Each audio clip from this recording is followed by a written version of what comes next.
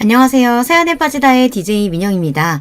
오늘 사연자는 절대 들키고 싶지 않았던 모습을 친정엄마에게 들키고 말았다는데요. 과연 어떤 사연인지 들어보시겠습니다. 오늘도 두 가지 사연 준비되어 있는데요. 끝까지 들어주실 거죠? 그럼 오늘의 사연 바로 시작할게요. 구독과 좋아요도 잊지 말고 꾹 눌러주세요. 안녕하세요. 저는 40대 유부녀입니다. 20대 때 직장에서 남편을 만나 꽁냥거리며 연애하고 결혼하고 싶어서 안 달랐던 게 바로 엊그제 같은데 벌써 결혼한 지도 15년이 넘었네요. 저와 남편은 변하지 않을 줄 알았습니다.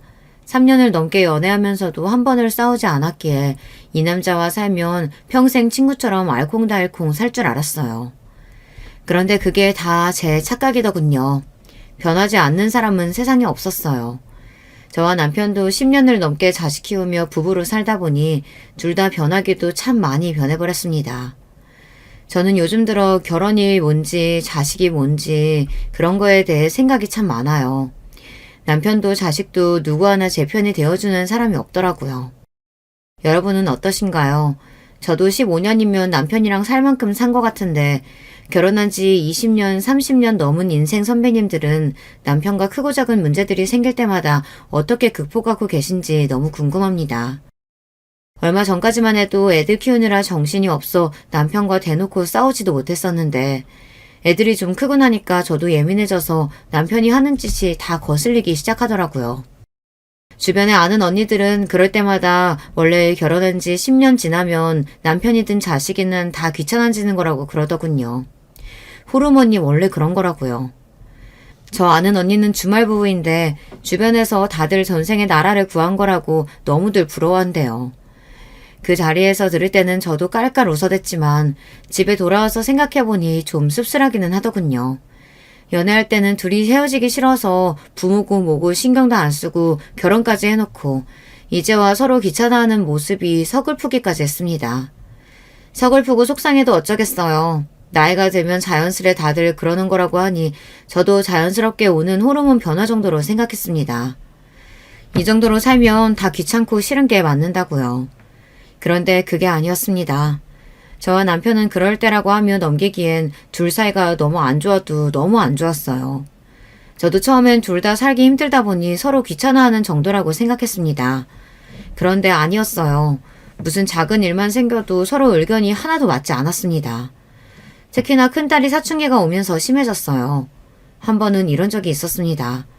큰딸이 사춘기가 와서 많이 예민해졌어요.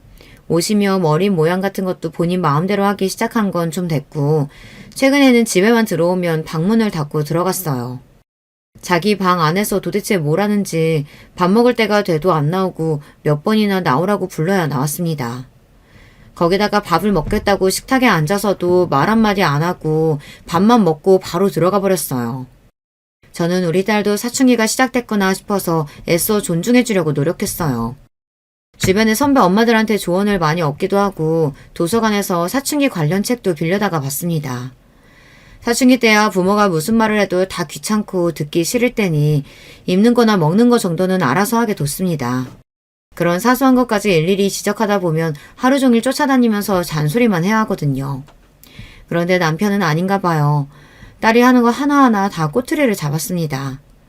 딸내미가 한여름에도 긴 바지랑 긴 팔을 입고 다녔어요. 자기 딴에는 다리랑 팔이 두껍고 살이 까무잡잡한 것도 싫어서 그러는 거라는데 아무리 더워도 정말 긴 팔 긴 바지만 입고 다니더라고요. 저도 몇 번이나 옷을 사주면서 입으라고 했지만 무슨 말만 하면 싫다고 자기가 알아서 하겠다고 하니 그냥 넘어가기로 했습니다. 그런 사소한 거 가지고까지 싸우기 시작하면 정말 하루 종일 싸워야 하거든요. 그런데 남편은 딸이 아침에 긴팔 긴 바지를 입고 나가는 모습을 볼 때마다 잔소리를 하며 언성을 높였어요. 아이, 보기만 해도 더워서 천불이 난다, 천불이 나. 다리가 굵은 게 싫으면 운동을 해서 뺄 생각을 해야지. 그렇게 가리고 다닌다고 네 다리가 바뀌냐? 안 그래도 외모에 굉장히 예민한 시기인데 굳이 외모 지적을 해가면서까지 잔소리를 하니 남편의 말에 순식간에 딸 눈빛이 바로 바뀌더군요. 이게 다 누구 때문인데? 이게 다 아빠 닮아서 까맣고 다리도 두꺼운 거잖아. 나도 엄마 닮아서 피부도 하얗고 날씬하면 얼마나 좋아? 딸인데 누구를 닮았겠어요. 큰딸은 외모부터 성격까지 남편을 그대로 빼다 박았습니다. 어릴 때는 둘이 그렇게 사이가 좋더니만 딸에게 사춘기가 오기 시작하면서부터는 둘이 많이 부딪히기 시작했어요. 얼씨구, 누가 조영미 딸 아니랄까봐 남탓만 하고 있네. 네가 그나마 나 닮아서 키라도 큰 줄 알아. 네 엄마 닮았으면 난쟁이 똥자루만 해서 어디 명함이나 내밀었겠냐? 더군다나 남편은 가만히 있는 저를 들먹이면서까지 딸에게 기분 나쁜 소리를 해댔어요. 그러면서 한다는 소리가 말도 안 되는 소리를 권위적으로 해댔습니다. 너 밥만 먹으면 문 닫고 방 들어갔는지 꼴도 보기 싫으니까 하지 마. 앞으로 한 번만 더 아빠 집에 있는데 방문 닫고 들어가면 방문 다 뜯어버릴 테니까. 그런 줄 알아. 내 방인데 문도 마음대로 못 닫아? 문 좀 닫았다고 방문을 뜯어버리는 아빠가 세상에 어디 있냐? 공부하는 것도 아니면서 매일 음침하게 혼자 방에 들어가 있으니까 하는 소리 아냐? 암튼 앞으로 긴팔 긴바지 입고 방문만 닫아봐. 아빠 한 번 말하면 그대로 하는 사람인 거 알지? 정말로 방문 뜯어버릴 거야? 딸은 듣다 답답한지 입술이 툭 튀어나온 채로 그대로 현관문을 쾅 소리가 나게 크게 닫고는 등교를 했습니다. 저는 그 상황이 안타까워서 남편에게 한 소리 했어요. 애가 사춘기라서 좀 예민하게 구는 건데 어른이 돼서 별것도 아닌 거 가지고 왜 당신까지 예민하게 굴어. 사춘기 때야 외모에 신경 쓰이는 게 당연하지. 안 그래도 부부 사이에 거슬리는 것도 많은데 굳이 자식 문제로까지 싸우고 싶지는 않았어요. 하지만 그대로 뒀다가는 남편과 딸 사이까지 틀어질까봐 걱정이 돼서 안 나설 수가 없더군요. 그러자 남편도 가만히 있지 않았습니다. 남편은 어느 때와 같이 무조건 다 제 잘못이라고 몰아갔어요. 이게 다 당신 때문이잖아. 어릴 때부터 딸이라고 오냐오냐 키우더니만 애 새끼가 커서도 아빠 앞에서 큰 소리나 치고 버르장머리가 없어. 그게 왜 나 때문이야? 내가 돈 벌러 나가느라 애는 당신이 거의 다 키웠는데 자기가 오냐오냐 키워서 그런 거지. 그때는 큰딸이라고 예뻐서 벌벌 떨더니만 이제 와서 본인 말 안 듣고 애가 큰 소리 치니까 거슬리나 보지? 그랬어요. 딸이 태어났을 때는 첫애라 그런지 남편도 아주 예뻐서 살살 녹더니만 애가 크면서 자기 마음대로 되지 않으니 이제는 그것도 제 잘못이라네요. 또 돈 좀 벌었다고 유세는? 당신이 그런 생각 가지고 맨날 애들 앞에서 내 욕이나 하고 무시하니까 애들도 아빠를 아빠로 생각 안 하고 만만하게 생각해서 저러는 거잖아. 남편은 또 이상한 방향으로 분위기를 몰아갔습니다.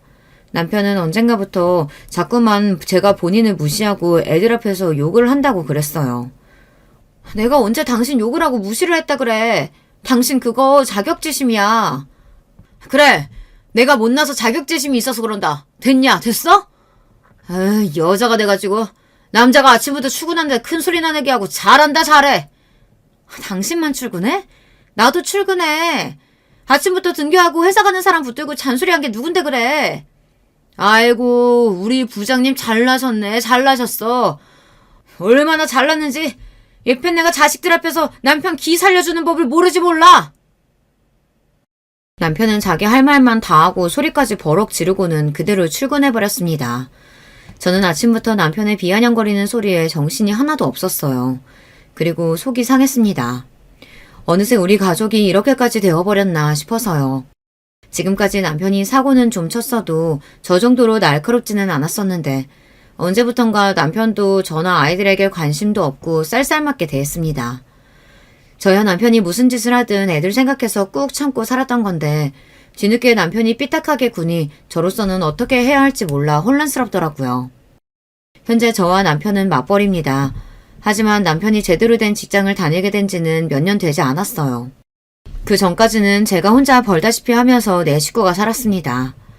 결혼 전에는 원래 둘이 같은 대기업을 다녔어요. 결혼 직전에 남편이 갑자기 친구들과 사업을 하겠다고 다니던 직장을 그만두고 퇴사했습니다. 그래서 친정 부모님이 결혼을 잠깐 반대했었어요. 사실 저와 남편이 처음 결혼하겠다고 했을 때는 남편이 저와 같은 직장을 다니고 있었기 때문에 부모님이 허락을 했던 거거든요. 제 입으로 이런 이야기 하기 민망하지만 사실 저희 친정 부모님이 사람 조건을 좀 따지세요. 학벌이나 직장, 집안 같은 걸 중요하게 여기십니다. 저희 시부모님은 시골에서 작게 농사를 지으세요. 더군다나 남편이 막내 아들이라 시부모님 두 분 다 연세가 많으십니다. 안 그래도 친정 부모님께서 그 부분을 마음에 안 들어 하셨는데 남편이 잘 다니던 직장까지 그만둔다고 하니 많이 불안해하셨어요. 남편이 하는 일이 비전이 있다고 제가 설득해서 결혼까지 하게 된 건데요. 그런데 남편이 친구들과 하던 사업이 잘 안 됐습니다. 당시에 제가 첫 애를 임신했을 땐데 생각보다 수입이 저조해서 투자자가 더는 투자하지 못하겠다고 발을 빼는 바람에 사업을 접게 됐습니다. 덕분에 저는 임신하고 애를 2번이나 낳는 동안 한 번도 육아휴직을 쓰지 못하고 내내 일했습니다. 우리 회사는 육아휴직을 해도 월급이 나와서 육아휴직을 써도 됐는데요. 남편이 못 쓰게 말렸어요. 내가 집에 있는데 굳이 당신이 뭐하러 육아휴직을 써. 당신이라도 회사에서 인정받고 승진해야지. 내가 외조 팍팍 할 테니까 당신은 회사 생활 열심히 해. 그때야 신혼이었으니 뭐든 좋았습니다. 남편이 하던 사업이 잘 되지 않는 것도 저를 위해 집에서 애들을 키워주는 것도 모두 다 좋았어요. 젊은 나이에 하고 싶은 것도 하면서 살아보는 게 나쁘지 않다고 여겼거든요. 그런데 그것도 잠시더군요. 시간이 지날수록 남편이 한심하게 느껴졌습니다. 특히나 친정 부모님께서 남편을 좋아하지 않으셨어요. 제가 일하는 동안 남편이 친정엄마와 함께 애들을 봤어요. 당시에 남편이 직장을 구하겠다고 여기저기 이력서도 넣고 면접도 보러 다닌 때라 남편 일이 있으면 친정엄마가 우리 집에 와서 애를 봐주셨거든요. 그러다 보니 자연스레 친정 부모님께서 부부 일에 관여하실 때가 많았습니다. 자주 우리 집에 와서 남편과 제가 사는 모습을 보다 보니 그럴 수밖에 없었죠. 특히나 친정 부모님이시다 보니 저를 안쓰럽게 생각하셨어요. 아이 낳고 며칠 쉬지도 못하고 바로 출근해서 퇴근하고 집에 돌아오면 아이까지 돌봐야 하는 제 모습이 매일 딱하다라는 말을 달고 사셨죠. 그날도 그랬어요. 주말이었던 남편이 오랜만에 친구들을 만난다고 나가서 저 혼자 애들을 보고 있었습니다. 그런데 때마침 친정 부모님께서 반찬을 주러 집에 오셨다가 저 혼자 애 둘하고 씨름하는 모습을 보게 되신 거죠. 부모님은 속상한 마음을 숨기지 않으셨어요. 평일 내내 힘들게 일하고 들어와서 주말이라도 좀 쉬어야 하는데 김서방은 또 어디 가고 너 혼자 애들을 보고 있어? 오랜만에 친구들 모임 있다고 해서 내가 다녀오라고 했어요. 김서방도 매일 애들 보느라 자기 생활도 없이 지내잖아. 친정아버지와 제 걱정해 하신 이야기였겠지만 제 딴에는 자꾸 친정 부모님께 남편이 미움받는 게 싫어 남편 편을 들었습니다. 그러자 부모님은 더 감정이 격해져서 내내 참고 있던 말까지 했습니다. 우리가 김서방더러 일하지 말고 애 보라고 떠밀었냐? 사내놈이 좀 못 났으면 일자리 하나 못 구해서 집에서 애나 보고 있을까? 진작 가장구실을 했어봐. 사내놈이 주말에 마누라 눈치 보면서 외출하나? 아유, 말해 뭐해. 내 딸년이 못난 거. 결혼할 사람은 무조건 집안이 좋던지 본인 능력이 있어야 한다고 그렇게 결혼하면 안 된다고 뜯어말렸는데도 고집 피우고 결혼한 걸. 만나도 꼭 어디서 백수 같은 놈을 만나서 생고생을 하고 있어. 결혼 전부터 친정 부모님은 남편을 마음에 들어하지 않으셨으니 결혼한 이후에도 남편이 하는 행동을 모두 다 싫어했어요. 그러다 보니 제가 남편에게 불만이 있거나 화가 나는 일이 있어도 친정 부모님께는 말씀을 드릴 수가 없었습니다. 어차피 부모님이 뜯어 말리는 결혼을 한 건 저니까요. 부모님은 저를 세상에서 제일 답답해 하시면서도 불쌍해 하셨어요. 그럴만 했던 게 제가 애들 낳고 몸무게가 거의 10kg나 빠졌어요. 남들은 애 낳으면 다들 살쪄서 고민이라는데 저는 오히려 살이 너무 빠져서 걱정이었습니다. 만날 때마다 얼굴이 점점 더 안 좋아지니 걱정을 안 할 수가 없었죠. 그러게 육아휴직이라도 좀 하라니까.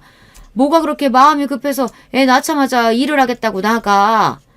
설마 김서방이 나가서 일하라고 시키든? 아니야. 엄마도 알잖아. 나 일 욕심 많은 거. 회사에서 중요한 시기라 오히려 김서방이 나 생각해서 외조해주는 거야. 외조는 무슨? 가장이라는 의미 착실하게 회사에 붙어서 처자식 먹여 살릴 생각은 안 하고 사업이니 뭐니 쓸데없는 짓만 하고 다니니까. 그러니까 네가 회사를 악착같이 다니는 거지? 아빠는 안 봐도 다 알아. 제가 아무리 남편 입장에서 편을 들며 이야기를 해도 부모님은 들어주시지 않았습니다. 오히려 제가 남편 이야기를 하면 할수록 역효과였어요. 부모님은 남편을 미워하면 미워할수록 저를 챙겨주셨어요. 그날도 혼자 애 둘을 보고 있는 저를 그냥 두고 가실 수가 없었는지 친정 부모님께서 애들 보는 것을 도와주시고 맛있는 음식도 사주고 가셨습니다. 게다가 친정 부모님은 오실 때마다 항상 생활비를 넉넉하게 주고 가셨어요. 저도 돈 많다고 해도 꾸역꾸역 주고 가셨죠. 남편이 돈 못 번다고 괜히 아끼고 살지 말고 필요한 거 있으면 엄마나 아빠한테 말해. 우리가 자식이라고 너밖에 없는데 너 힘들게 주겠어? 엄마 아빠 마음이야 내가 제일 잘 알지. 근데 나 정말 괜찮아. 김서방도 잘하려고 노력하고 있으니까 제발 조금만 더 예쁘게 봐주세요. 결혼 전에는 저만 생각하고 저를 위해서라면 뭐든 해주시는 부모님이 너무도 든든했어요. 하지만 남편이 생기고 나서는 부모님께 받기만 하던 제가 부끄럽고 초라하게 느껴졌습니다. 저도 언제나 부모님께 든든하고 믿음직한 자식이고 싶은데 제 배우자가 부모님 성에 차지 않다 보니 항상 저는 부족한 자식이었어요. 그런 점이 부모님께 죄송하고 너무 싫었습니다. 그러다 보니 자연스레 부모님께 남편 이야기를 안 하게 되고 남편에게 불만이 있어도 참게 되더라고요. 무엇보다 남편은 제가 선택한 사람이니 제 선택에 책임지어야 한다고 생각했습니다. 그런데 이게 살다 보니 은근 스트레스더군요. 신혼 때나 불만이 있어도 참아지는 거지 저도 나이가 들고 결혼 생활이 좀 되니 남편에게 이런저런 불만이 생겼습니다. 특히나 남편의 밑도 끝도 없는 사업병이 저를 가장 힘들게 했어요. 흔히들 어른들이 남자 중에 술, 낚시, 여자 좋아하는 놈은 만나지 말라고 한다지만 제가 보기엔 사업병이 제일 문제예요. 남편은 조금만 꼬시면 최면에 걸린 사람처럼 홀라당 넘어가서 정신 못 차리고 집안을 거덜나게 하는 데는 최고였습니다. 술이야 몸 아프면 못 먹고 낚시나 여자는 돈 없으면 못하지만 사업병은 돈이 없어도 남의 돈이라도 빌려서 덤비니까 더 큰 문제입니다.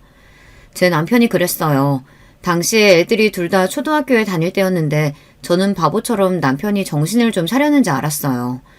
한동안 잠자코 직장에 열심히 다녔거든요. 식당에서 쓰는 키오스크 같은 기계를 개발하는 회사였는데 몇 년 성실하게 다니는 것 같았어요. 그러던 어느 날이었습니다. 웬일로 남편이 며칠 휴가라고 집에 있더라고요. 남편도 오랜만에 쉬는 거라 저도 휴가를 맞춰 애들하고 어디 놀러라도 다녀오려고 했습니다. 그런데 제가 며칠 여행이라도 가자고 해도 남편은 들은 채도 안 하고 잠만 자더라고요. 내내 둘 다 바빠서 애들 데리고 물놀이도 한번 못 갔다 왔는데 가까운 계곡이라도 갔다 올까? 휴가철이라 어디 가나 사람 많을 텐데 계곡은 무슨 계곡이야. 아, 나 너무 피곤해. 그냥 좀 쉴래. 남편이 자상한 성격은 아니어도 원래 물놀이라면 자다가도 일어날 정도로 물을 좋아하는 사람이 웬일로 아무데도 가고 싶지 않다고 짜증을 내더라고요. 처음엔 저도 이 사람이 피곤해서 그런가 보다 했죠. 그런데 며칠 지켜보다 보니 뭔가 평소와 달랐습니다. 뭔가 피하는 게 있는 사람처럼 전화가 와도 안 받고 잠만 자더라고요. 여자의 촉이란 게 참 이상합니다. 그냥 피곤해서 자는 걸 수도 있는데 이상하게 남편 행동 하나하나가 걸리더라고요. 얼마 전부터 뭔가 쫓기는 사람처럼 정신없이 굴지를 않나 집에 와서도 핸드폰만 보고 있는 게 아무래도 마음에 걸렸어요. 저는 남편이 자는 사이 몰래 핸드폰을 가지고 나와 남편 핸드폰을 확인했습니다. 그런데 역시나 제 촉이 맞았습니다. 이 인간이 또 헛짓거리를 했더라고요. 핸드폰에 부재중 전화가 수두룩했고 어떻게 된 일이냐고 묻는 메시지가 잔뜩 쌓여 있었어요. 저는 순간 겁이 나서 그대로 남편 핸드폰을 꺼버렸어요. 남편이 내내 숨기고 있던 진실을 제가 알게 되는 게 더 겁이 나서요. 어차피 저에게 숨기고 있는 걸 이대로 모르는 채 넘어가는 게 더 낫겠다 싶었습니다. 그런데 그때 집 초인종이 울렸어요. 누군가 찾아왔습니다. 거기다가 뭐가 그렇게 급한지 초인종을 다급하게 여러 번 눌렀어요. 저는 놀라서 문을 열고 나갔습니다. 그런데 그때였어요. 현관문이 열리자 남편의 대학 때 친구가 저를 밀고 집 안으로 들어왔습니다. 지수씨, 형구 이 자식 어디 있어요? 집에 있죠? 갑자기 찾아와서 왜 그러세요? 무슨 일 있어요? 밖에서 들리는 소란에 안방에서 자고 있던 남편이 누구냐고 눈을 비비며 다가왔습니다. 그 순간 남편 친구가 다짜고짜 남편에게로 달려들었어요. 그러더니 덥석 멱살부터 잡더군요. 너 이 새끼 남의 돈 가져다가 다 날려놓고 지금 잠이 오냐? 너 그 돈 무슨 돈인 줄 알아? 우리 아버지 사망 보험금이야 이 자식아. 내가 형제 모르게 빼돌린 돈이라고. 무조건 배로 불려야 한다고 했잖아. 근데 이 사기꾼 새끼가 감히 그 돈을 날려? 저는 남편 친구의 아우성에 놀라 잠시 비틀거렸습니다. 남편이 친구 아버지 사망보험금을 투자받아 사업을 하다 잘못되나 보더라고요. 잠깐 들은 것만으로도 남편이 무슨 짓을 저지른 건지 알 것 같아 심장이 터질 것처럼 빠르게 뛰었습니다. 내가 분명히 말했잖아. 잘 되면 2배, 안 되면 하푼도 못 거칠 수 있다고. 네가 좋다고 투자할 때는 언제고 이제 와서 내 탓이야. 뭐야 이 자식아? 네가 그러도 그 친구야? 네가 그러면 어떡해? 난 이제 어떡하냐고. 우리 어머니랑 형들 얼굴 어떻게 봐? 네 돈도 아니면서 왜 난리야? 너도 형들 모르게 너희 엄마한테 뺏은 돈이잖아. 어차피 아무도 모르는 돈인데 지금까지처럼 비밀로 하면 되지 뭐가 문제야. 남편의 행동에 저는 혀를 내둘렀습니다. 아무리 궁지에 몰렸어도 그렇지 사람이 어떻게 저렇게까지 뻔뻔하게 굴 수 있는 건지 모르겠어요. 뭐야? 너 말 다 했어? 내가 너 가만히 안 둘 거야. 내가 너 사기죄로 고소하고 깜빵 가게 할 거야. 알았어? 돈 문제 엮이면 원래 친구고 뭐고 그런 거 없는 거야. 네가 그런 소리 하니까 기가 찬다 기가 차. 너야말로 투자한 거 대박 났으면 너희 형들한테 돈 나눠줬겠냐? 처음부터 아버지 보험금 자기 혼자 꼴깍하려고 했으면서 네가 무슨 권리로 나한테 사기꾼이라 그래. 그리고 내가 언제 너한테 사기를 쳤어? 너도 다 알고 투자한 거잖아. 남편과 남편 친구는 가관도 이런 가관이 없었습니다. 애들도 있는 앞에서 서로 멱살을 잡고 서로 가만 안 두겠다며 소리를 질러댔어요. 저도 더는 봐줄 수가 없어 둘을 말렸습니다. 그러고는 남편 친구부터 진정시켜 돌려보냈어요. 저도 처음 듣는 이야기라 이게 무슨 상황인지 모르겠어요. 제가 애들 아빠한테 이야기 들어보고 어떻게든 해결할 테니까 그만하시고 돌아가세요. 애들도 보고 있는데 이러면 안 되는 거잖아요. 재수씨도 나한테 이러는 거 아니에요. 내가 둘 결혼하고 애들 낳을 때마다 얼마나 챙기고 잘했는데 나를 속여요. 나 오래 못 기다려요. 다음 주까지 내 돈 정리 안 해주면 저 새끼 고소할 거니까 그런 줄 알아요. 남편 친구는 잔뜩 격앙된 목소리로 소리를 지르고는 돌아갔습니다. 저는 깊은 한숨을 토해내고 우선 놀란 애들부터 먼저 재웠어요. 그러고는 남편에게 이게 도대체 어떻게 된 일인지 물었습니다. 그런데 남편이 하는 말이 기가 막혔습니다. 이 인간이 생각보다 배프가 아주 크더군요. 결혼 초에도 사업하겠다고 사람을 그렇게 놀라게 하더니만 또 사고를 쳤어요. 더군다나 사고를 쳐도 이번엔 아주 대형 사고를 쳤습니다. 남편은 진작 다니던 회사를 그만뒀답니다. 또 저에게 일절 상의도 없이 말이죠. 그러고는 무작정 사업을 벌렸답니다. 회사 다니는 동안 어울려 다니던 사람들이 있는데 그 사람들이 남편을 작정하고 꼬셨나 봐요. 그 좋은 학벌이랑 실력까지 있으면서 왜 굳이 남의 밑에서 일을 하냐고요. 기술이 있으니 나와서 직접 회사를 차리고 식당을 찾아다니며 직접 영업을 하라고 했답니다. 그러면서 본인들이 도와주겠다는 사람들이 많았나 봐요. 안 봐도 비디오예요. 분명 남편이 또 사람들 앞에서 처가 들먹이며 돈 있는 척 허세를 부렸을 겁니다.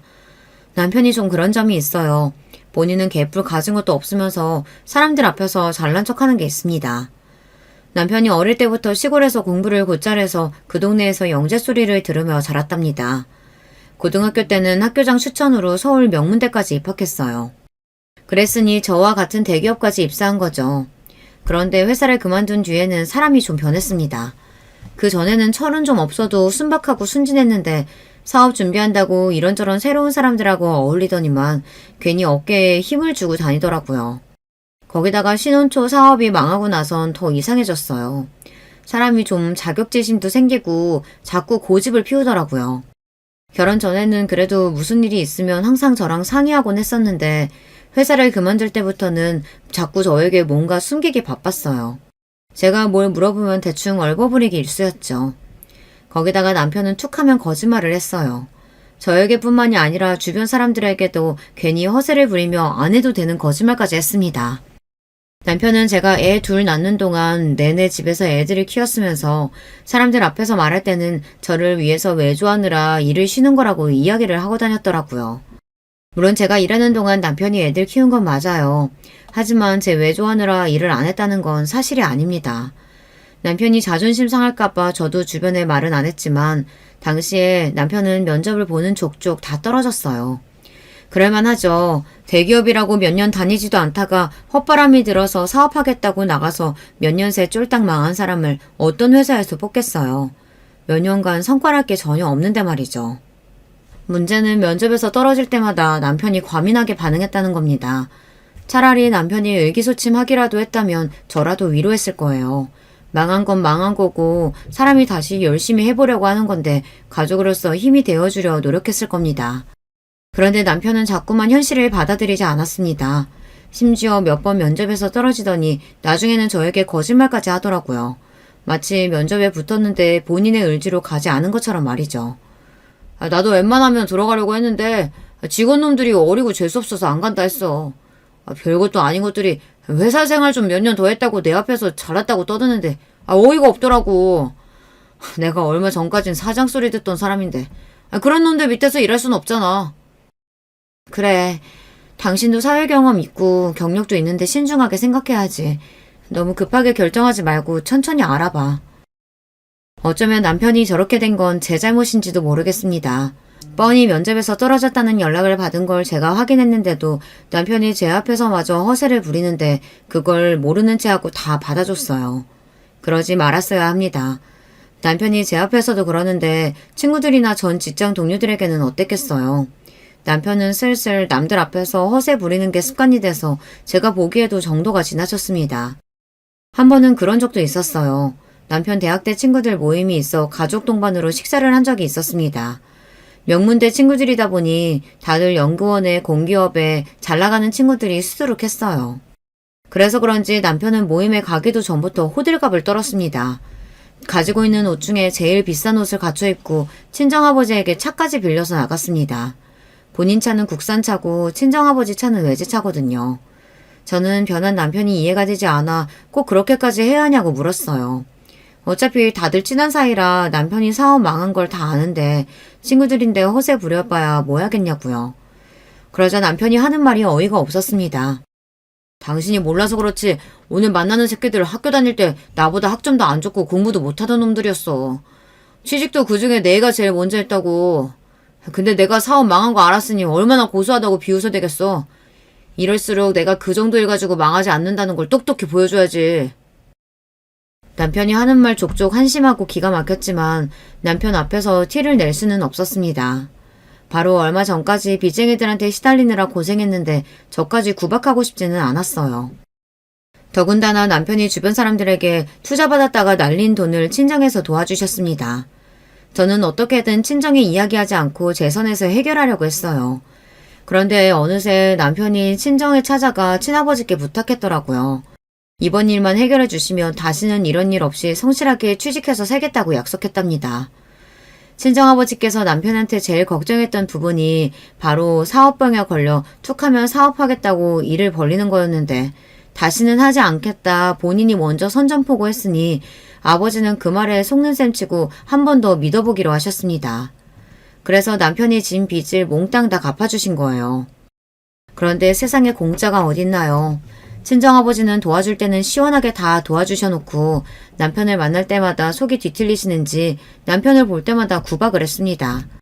일이 정리된 지 얼마 되지 않았는데도 자꾸만 취직이 안 됐는지 재촉했어요. 자네는 회사 망한 지가 언젠데 아직도 놀고 있어? 가정이 돼서 애들 크는 거 보면 무섭지도 않나? 그러게. 진작에 회사 안 때려치고 성실하게 다녔으면 김서방 자네도 우리 딸만큼은 아니어도 과장 정도는 달 수 있었을 텐데. 아휴, 답답해서 원. 이 사람도 잘해보려다가 그런 건데 이해 좀 해주세요. 앞으로 다시는 똑같은 실수 안 할 거예요. 내 딸이지만 보살이 따로 없다. 매번 마누라 속이고 사업한다고 돈 날리는 남편 도대체 뭐가 예쁘다고 자꾸 남편 편을 들어.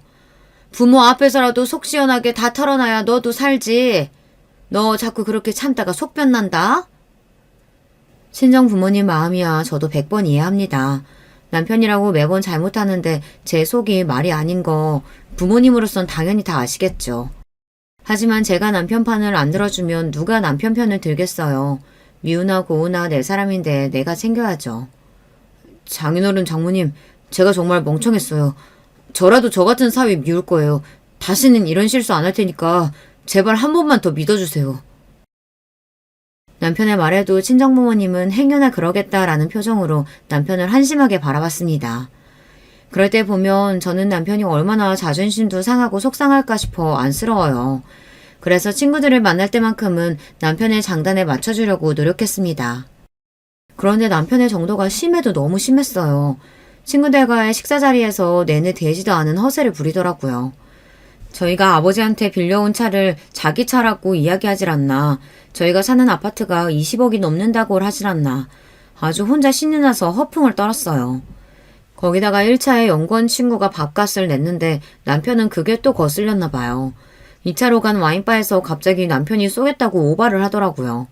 뻔히 남편 사정을 아는 친구들은 아니라고 모임비에서 내면 된다고 말렸지만 남편은 친구들이 그러면 그럴수록 더 난리를 쳤습니다. 끝까지 본인이 쏘겠다고 우겼어요. 야, 너희 나 사업 좀 망했다고 그러는 거야? 나 그 정도 가지고 안 망해. 봐, 우리 와이프 대기업 과장에다가 우리 장인어른 강남에서 알아주게 잘 나가는 거 다들 알잖아. 우리 장인어른 사업에 비하면 내가 하던 사업은 취미활동이나 다름없지. 뭐 우리 장인어른이 나 말고 누가 있냐? 자식이라고는 나랑 아내밖에 없는데 그 많은 재산 다 우리 거지. 이 정도는 내가 충분히 사고도 남으니까 다들 편하게 시켜. 오늘은 내가 쏜다. 남편 말에 친구들도 다들 믿는 눈치였어요. 그러면서 다들 하는 말이 남편에게 부럽다고 했습니다. 아이, 부럽다 이 새끼야. 나도 부자 처가 있었으면은 아마 와이프랑 장모님한테 매일 절하면서 살 거야. 친구들이 부러워하자 남편은 금세 또 기고만장해져서 술을 연거푸 들이켰어요. 그 모습에 저만 기막혀서 이런 자리 괜히 따라왔구나 싶었습니다. 남편 기 한번 살려주려다가 제 스트레스 지수만 높아졌어요. 남편 말이 다 틀린 건 아니에요. 친정부모님에게 자식이라고는 저 하나뿐이니 저랑 남편만 있는 건 맞습니다. 하지만 친정아버지께서 지금까지 단 한 번도 저나 남편에게 하시는 사업이나 재산을 물려주겠다고 언질도 주신 적이 없어요. 아버지께서 연세가 젊으시기도 하고 굉장히 건강하세요. 더군다나 주변에 일 잘하는 임원들이랑 직원들도 많습니다. 저나 남편에게 조금도 관심이 없으신데 남편이 혼자 김칫국을 마시는 모습을 보니 괜히 꼴보기 싫더군요. 제 성격상 확실히 하는 게 좋을 것 같아 며칠 뒤 남편에게 왜 친구들 앞에서 그런 소리를 했냐고 물어봤어요. 그러자 남편이 하는 소리가 기가 막히더군요. 에이, 내가 무슨 김칫국을 마셔. 장인어른이 아무리 내 앞에서 차갑게 구셔도 당신이라면 벌벌 하시는데 설마 우리 망하는 꼴 보고도 가만히 계시겠어? 내가 망하면 당신도 망하는 건데 내가 능력이 없는 것도 아니고 명문대 나온 대기업 출신인데 차차 회사로 따로 부르시겠지. 남편은 착각하고 있었어요. 저는 남편의 호들갑에 두 손 두 발 다 들었습니다. 기만 얇은 게 아니라 사람이 참 가볍고 철딱서니가 없어요. 남편처럼 경솔한 사람에게 도대체 누가 믿고 회사를 맡기겠습니까? 제가 우리 친정아버지를 잘 아는데 절대 남편을 회사로 부를 생각이 없으신 거거든요. 부를 거였으면 진작에 부르셨을 거예요. 저는 굳이 제가 말해봐야 소용없을 것 같아 말을 아꼈습니다. 그때부터였을 거예요. 남편이 친정에 갈 때마다 대놓고 친정아버지 앞에서 알랑뱅귀를 끼며 잘 보이려고 했어요. 친정아버지에게 연세도 있으신데 출퇴근하기 힘드시지 않냐, 본인이 도와드릴 건 없냐 하면서 귀찮게 했어요. 그럴 때마다 아버지는 남편에게 단호하게 말씀하셨습니다. 우리 회사가 대기업은 아니어도 엄연히 다들 공부하고 면접 봐서 들어온 사람들인데 내 사회라고 덥석 그 위에 앉힐 순 없지. 우리 회사에 관심 있으면 자네도 정식으로 면접 봐서 들어와. 그게 아니면 나한테 실력을 좀 보여주던지. 아이고, 직장 생활도 제대로 안 하고 사업 2번이나 말아먹은 사람한테 뭘 믿고 회사를 맡겨. 남편은 가만히 있으면 그나마 중간은 갈 텐데 항상 친정부모님 앞에서 입을 촐싹거리니 굳이 안 들어도 될 말까지 항상 들었습니다. 그런 일이 있을 때마다 남편은 집에 돌아와서 괜히 저에게 투덜거렸어요. 사람이 살다 보면 실수도 하고 실패도 하면서 배우는 거지. 하나뿐인 사위한테 꼭 그렇게 매정하게 구셔야 돼?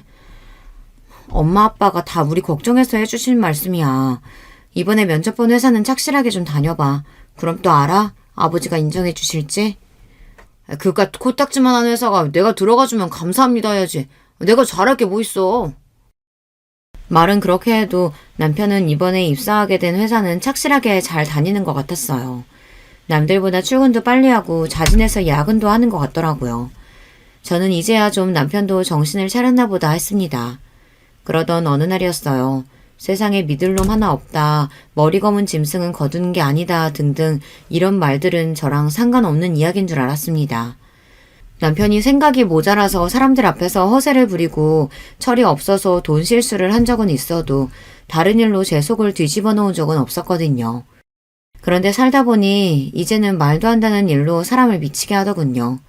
그날도 어김없이 애들과 실랑이를 벌이며 학교에 보내고 출근을 했습니다. 첫째 딸은 사춘기에 막내 아들은 사고뭉치에 하루도 마음 편할 날이 없는 와중에 친정엄마에게 다급한 목소리로 전화가 걸려왔어요. 너 지금 어디야? 회사야? 평소와 달리 잔뜩 격앙된 친정엄마의 목소리에 뭔가 큰일이 생겼구나 직감은 했지만 그 일이 설마 남편과 관계 있는 줄은 상상도 못했습니다. 그날 저녁 퇴근한 저는 불이 나게 친정에 갔습니다.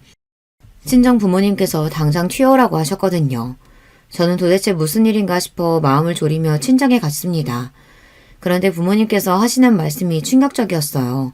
글쎄 오늘 낮에 친정엄마가 남편을 만났답니다. 그것도 생각지도 못한 장소에서 말이죠.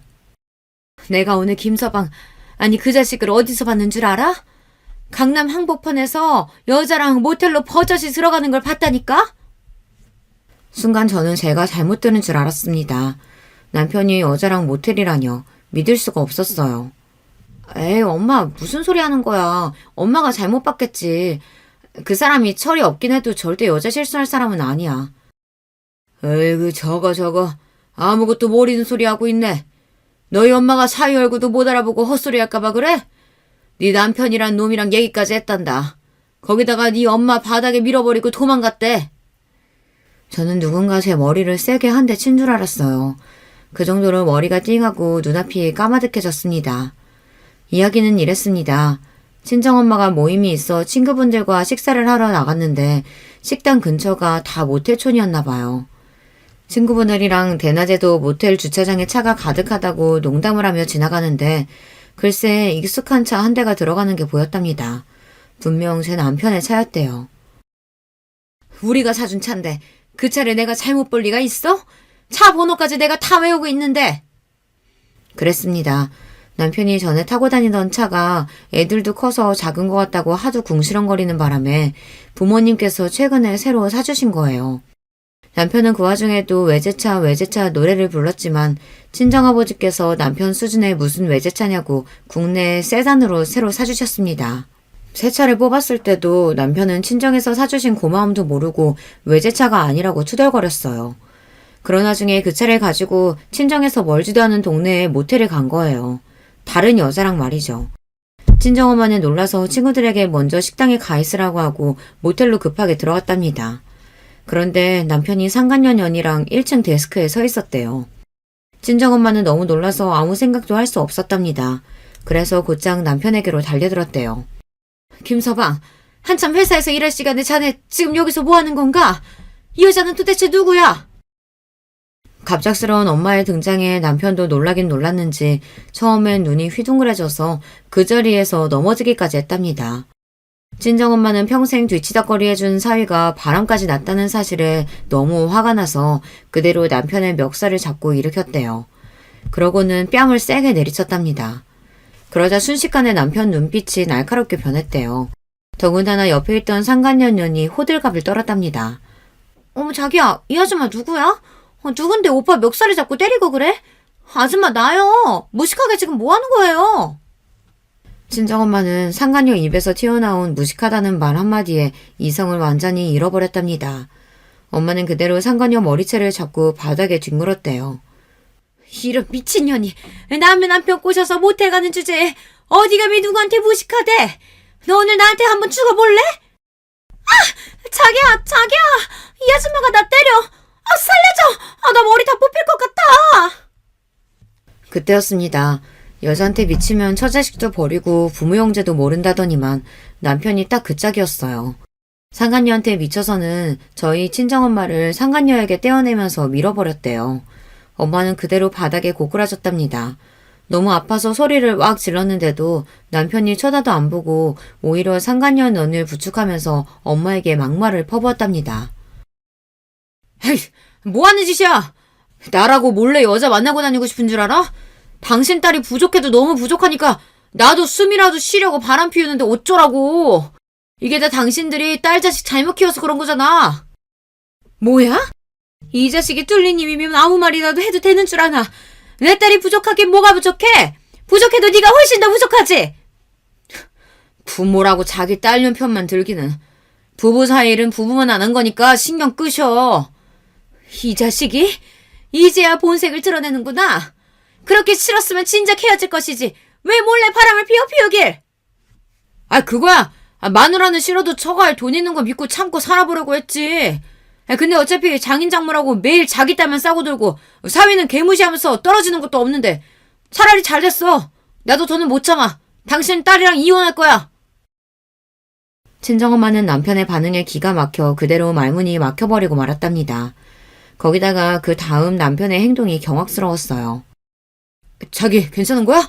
안 되겠다. 어디 다쳤을 수도 있으니까 우리 병원부터 가보자. 우리 자기 다쳤으면 당신 가만히 안 둘 거야? 그런 줄 알아? 남편은 상간녀가 다쳤으면 친정엄마를 고소까지 하겠다고 했대요. 그러고는 곧장 상간녀를 데리고 사라져버렸답니다. 저는 친정엄마의 말을 듣는 내내 충격에 휩싸여 도무지 할 말이 없었습니다. 그런데 그때였어요. 엄마가 제 어깨를 툭 쳤습니다. 으이그 순진한 년. 남편이 바람 좀 피웠다고 금방 의기소침해져서는. 이게 다 너한테는 기회야. 그런 거지 같은 새끼 떨궈버릴 수 있는 좋은 기회라고. 그래, 그 자식 평생 눈에 가시였는데 이번 기회에 우리가 어떤 사람들인지 똑똑히 알려줘야지. 저는 부모님의 말씀이 무슨 말인가 싶어 어안이 벙벙했습니다. 그런데 친정엄마 말씀이 어제 남편이 그렇게 사라지고 나서 바로 어딘가로 전화를 걸어 이미 손을 다 써놨답니다. 엄마가 다 알아서 정리했으니까 너는 바로 집부터 부동산에 내놓고 애들 데리고 집으로 들어와. 남편이 바람을 피웠다는 사실에 충격이 가시기도 전에 부모님은 저에게 빨리 집부터 부동산에 내놓으라고 하셨습니다. 그러고는 애들까지 데리고 친정으로 들어오래요. 다음날 바로 제 눈앞에 믿을 수 없는 일이 벌어졌습니다. 회사에 휴가를 내고 친정에 와 있었는데 남편이 친정까지 찾아와 제 앞에 무릎을 꿇고 앉았어요. 여보, 아무리 그래도 이건 아니지. 우리가 자식을 둘이나 낳고 산 세월이 있는데 어떻게 나한테 이래. 제발 도와줘. 이럴 것까진 없잖아. 그 여자 그냥 술집에서 만난 여자야. 절대 진지한 사이 아니라고. 남편의 말이 무슨 말인가 싶어 미간을 구기고 있는데 그때 친정 부모님께서 나와서 남편에게 당장 나가라고 소리를 지르셨습니다. 여기가 어디라고 네 놈이 감히 와? 당장 안 꺼져? 장인어른, 저 이대로는 못 돌아가요. 직장도 모자라서 저희 부모님까지 거리에 나앉게 생겼는데 제가 어떻게 가요? 남편은 벌떡 일어나 친정아버지의 바지가랑이를 붙여봤습니다. 꼴값도 알고 있네. 내 딸한테 상처 줬을 땐 이런 생각까지 안 했나 보지?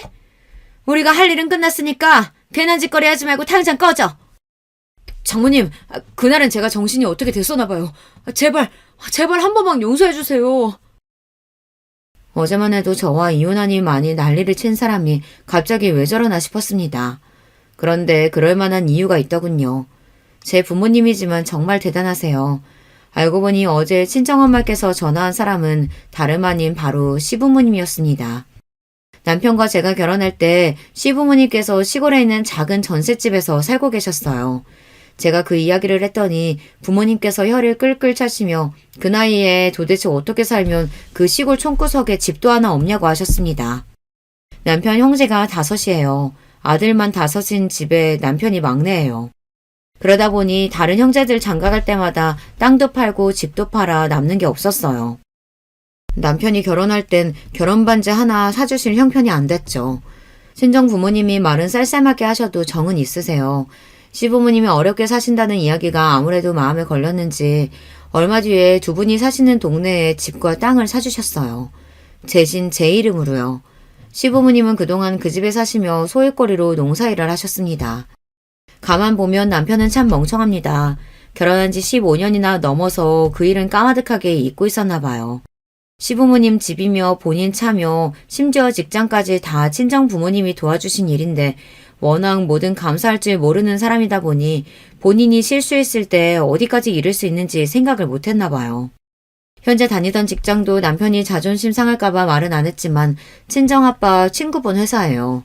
일을 좀 더 배웠으면 해서 아빠가 힘써서 넣어주신 건데 그것도 모르고 있었죠. 남편은 하루아침에 직장, 집, 자동차, 아이들까지 모두 다 잃었습니다. 당연한 결과죠. 결혼하고 이뤄낸 것들 중 남편 명의로 된 건 아무것도 없으니까요. 남편의 가소로운 행동에 저도 더는 참을 수 없었습니다. 저는 친정부모님께 용서해달라고 애원하는 남편에게 다가갔어요. 그러고는 남편의 뺨을 있는 힘껏 내리쳤어요. 너는 이런 상황에서도 집이나 차 같은 것만 보이지? 그러니까 우리 부모님께 매달려서 애원하고 있는 거야. 그치? 정작 네가 사과해야 할 사람은 나라는 것도 모르고 말이야. 저는 집안이 떠내려가라 소리를 질렀습니다. 남편은 그제야 제게 다가와 사정사정을 했어요. 도와달라고 용서해달라고요. 저는 기가 막혀서 웃음밖에 나오지를 않았습니다. 도대체 지난 15년 동안 제가 뭘 한 건지 모르겠어요. 이런 인간을 남편이라고 믿고 싸고 돌았습니다. 그날 이후 남편과 저는 이혼 수승 중입니다. 남편은 매일같이 저와 아이들을 찾아와 상황을 바꿔보려고 노력해요. 저나 친정부모님이 전혀 받아주지 않으니 딸과 아들에게 연락해 보고 싶다, 엄마에게 잘 이야기해달라 하는 것 같더라고요. 마음 같아서는 애들 핸드폰도 다 번호까지 바꿔버리고 싶지만 그래도 애들 아빠인데 제가 싫다고 해서 철륜까지 끊어버릴 수는 없으니 참고 있습니다. 하지만 이번 공판 때도 남편이 이혼 안 하겠다고 버티면 저도 더는 어떻게 할지 모르겠어요.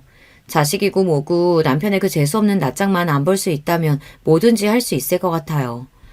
남편은 시댁 집만이라도 돌려주면 이혼해주겠다고 해요. 저는 마음이 오락가락합니다. 그냥 옛 정을 생각해 집만 옛다 던져주고 이혼할까 싶다가도 남편이 한 짓을 생각하면 집이고 뭐고 끝까지 싸우고 싶습니다. 친정 부모님도 우리야 손해볼 거 없으니 버틸 때까지 버티라고 하는데 저는 슬슬 지쳐갑니다. 하루라도 빨리 남편이라는 인간에게 벗어나 훌훌 털어버리고 아이들과 행복만 생각하며 살고 싶어요. 여러분들이라면 어떻게 하시겠어요? 그냥 더럽고 치사해도 집 하나 주고 이혼하는 게 나을까요? 아니면 그런 인간에게 10원 한 푼도 아까우니 끝까지 버텨야 할까요? 여러분의 생각 댓글로 남겨주시면 하나하나 읽어보고 참고하도록 하겠습니다. 여러분의 응원에 힘입어 저도 힘내서 살아볼 테니 여러분에게도 항상 즐거운 일만 가득하시길 바랄게요. 끝까지 저의 인생 이야기 들어주셔서 감사해요. 여러분, 두 번째 사연 시작하기 전에 좋아요, 구독 꼭 눌러주실 거죠? 그럼 두 번째 사연 바로 시작합니다. 여러분 반갑습니다. 저는 서울에서 남편과 같이 아들 둘을 키우는 40대 여자입니다. 일하다 힘들면 유튜브로 사연 듣는 게 제 취미인데요. 이번에 우리 가족에게도 놀라운 일이 발생해서 이렇게 제보했습니다. 제가 살아온 인생도 절대 평범한 편은 아니거든요. 근데 얼마 전에 일어난 일도 전혀 평범하지 않아요. 남편하고 얘기하다 이런 얘기는 우리만 알고 있기 아쉬워서 제보하게 됐습니다. 일단 제 인생에 대해 간단히 설명하자면 저는 고아로 자라왔어요. 태어나자마자 부모의 얼굴도 모르고 그대로 보육원에 맡겨졌습니다. 보육원 친구들을 보면 그래도 엄마나 아빠의 얼굴을 아는 경우가 있던데 저는 전혀 모르고 자랐어요. 원장님 말로는 태어나고 100일도 안 돼서 맡겨졌다고 하더라고요. 보육원 친구 중에는 좋은 가정으로 입양을 간 친구도 있는데 저는 그러지도 않았습니다. 게다가 제가 자란 보육원은 원장이 돈을 굉장히 좋아했어요. 저는 보호를 전혀 받지 못하고 자랐습니다. 조용히 학교에 다녀도 모자랄 판에 학교에서 싸우고 다니면 어떡해? 안 그래도 지원금도 부족하고 우리 형편도 안 좋은데 너 이렇게 행동할 거면 나가! 그냥 나가서 혼자 살아! 죄송해요, 원장님. 저 부모 없다고 놀리는 거는 그래도 괜찮은데 보육원 동생들 놀리는 건 적응이 안 돼요. 네가 동생들 보호자야? 그것도 아니면서 왜 그래? 어차피 성인 되면 너 나가서 살아야 되는데 그럴 거면 애초에 잘해주지를 마. 학교에서 부모가 없다고 친구들에게 놀림을 많이 받았습니다. 하지만 저는 그런 놀림은 중학생부터는 아무렇지도 않았어요. 애초에 부모가 있던 기억이 아예 없어서 더 그랬나 봐요. 근데 보육원 동생들이 놀림받고 우는 걸 보면 그렇게 가슴이 아팠습니다. 그래서 동생들을 대신해서 싸우기도 했죠. 그러다 원장님이 학교에 불려오는 경우도 꽤 생겼어요. 덕분에 구박을 많이 받았습니다. 보육원 생활을 사실 상상하기가 싫어요. 너무 힘든 기억이거든요. 무튼 그렇게 자란 저는 고등학교를 졸업하고 바로 공장에 들어갔습니다. 나영아, 그래도 내가 너보다 20년은 더 산 입장에서 넌 아직 가능성이 많아. 공부하면 공부가 밥 먹여준다. 우리야 뭐 지금 결혼하고 애 키우니까 이러고 살지만 넌 안타까워. 공부요? 제가 무슨 돈이 있어서 공부를 해요. 언니들이 걱정해 주시는 건 너무 감사한데 저는 자신 없어요. 아직 나이도 새파랗게 어린애가 왜 그래? 아이 그리고 너 똘똘하잖아. 아까 반장도 너 칭찬하더라. 나였으면 대학 가려고 했을 텐데 아쉽지 않아? 기숙사가 있는 공장이었는데 그때 같이 일하던 언니들이 저를 많이 예뻐했어요. 제가 살면서 느낀 게 있는데 제 주변에 좋은 사람들이 참 많다는 것입니다. 부모복이나 다른 복은 없어도 인복 하나는 타고났나 봐요. 어쨌든 언니들의 열렬한 응원 덕분에 공장에서 밤을 새워가며 공부했어요. 공장은 작은 김치 공장이었는데 사장님도 제가 공부한다니까 열심히 응원해 주셨습니다. 평생 공부한 적이 없으니 사실 처음엔 쉽지 않았어요. 그래도 장장 2년 동안 공부한 끝에 저는 서울에 있는 법대에 입학하게 됐습니다. 아이고, 나영아, 너무 기특하다. 우리 공장에서 열심히 일하는 것도 기특한데 이게 무슨 일이야? 입학금은 사장님이 내줄게. 제 편이 많이 봐주신 거 알아요. 사장님 덕분에 이렇게 입학할 수 있었어요. 감사합니다. 정말로 저는 직원 언니들과 사장님이 없었다면 입학하지 못했을 거예요. 그리고 법대에 들어가서 정말 열심히 공부했어요. 공장에 다니며 모은 돈이 꽤 됐지만 그건 다 자취방을 구하는 데 썼으니 장학금으로 학교에 다녀야 했거든요. 오늘도 공부하러 가? MT도 안 가고 축제도 참여 안 하고 맨날 공부하기 바빠 보여. 장학금 때문에 그런 것도 맞지만 나는 법을 배우는 게 재밌어. 나처럼 힘들게 자란 사람들 도와주고 싶어. 나는 나영이 너의 그런 모습이 인간 대 인간으로 너무 멋있어. 우리 꼭 결혼하자. 내가 평생 잘해줄게. 실제로 그때 만나던 남자친구가 지금 제 남편입니다. 남편은 처음 만났을 때부터 저한테 잘해줬어요. 한 번도 문제를 일으킨 적도 없었고 제 속을 썩게 만든 적도 없답니다. 이런 남편의 됨됨이는 사실 연애할 때 시어머니를 보고 알게 됐어요. 시어머니와 저의 첫 만남은 남편의 군대 수료식 날이었습니다. 어머, 진수 여자친구 맞죠? 얘기 많이 들었는데 어쩜 생각보다 훨씬 예쁘고 차분하네. 우리 진수 잘 부탁드려요. 만약 무슨 잘못하면 나한테 먼저 얘기해요. 안녕하세요, 어머님. 말씀 편하게 해주세요. 진수도 저한테 매우 잘해줘요. 시어머니는 인상 자체가 선한 분이셨어요. 나중에 남편에게 제 사정을 들었는지 그 뒤로 저를 얼마나 많이 챙겨주셨는지 모릅니다. 결혼하기도 전이었는데 제 자취방에 반찬도 해서 가져다 주셨어요. 나영아, 이거 밑반찬이야. 우리 집 반찬 만들면서 나영이 생각나서 했어. 그리고 저번에 보니까 싱크대 청소가 잘 안 돼 있더라고. 나영이한테 뭐라 하는 건 절대 아니고 알려줄 테니까 다음부턴 이렇게 하면 벌레도 안 꼬이고 좋아. 아, 어머님 너무 감사해요. 제가 보육원에서 자라서 이런 살림을 전혀 모르잖아요. 매번 이렇게 저 도와주셔서 제가 어떻게 보답해야 할지 모르겠어요. 보답은 무슨? 우리 진수랑 사귀는 것부터가 나한텐 보답이야. 그리고 편하게 엄마라고 부르라니까. 나는 우리 나영이한테 엄마가 되어주고 싶어. 전날 시어머니가 집에 가신 후 얼마나 울었는지 몰라요.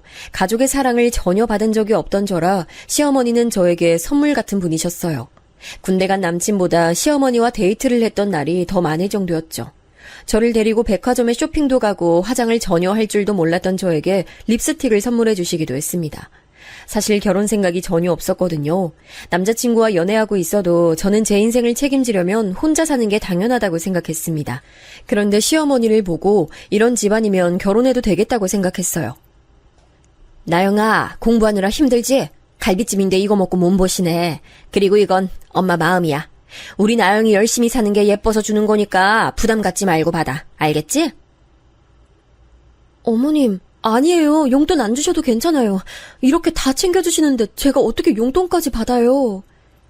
아니야. 진수 몰래 주는 거니까 우리 둘만의 비밀이다. 알겠지?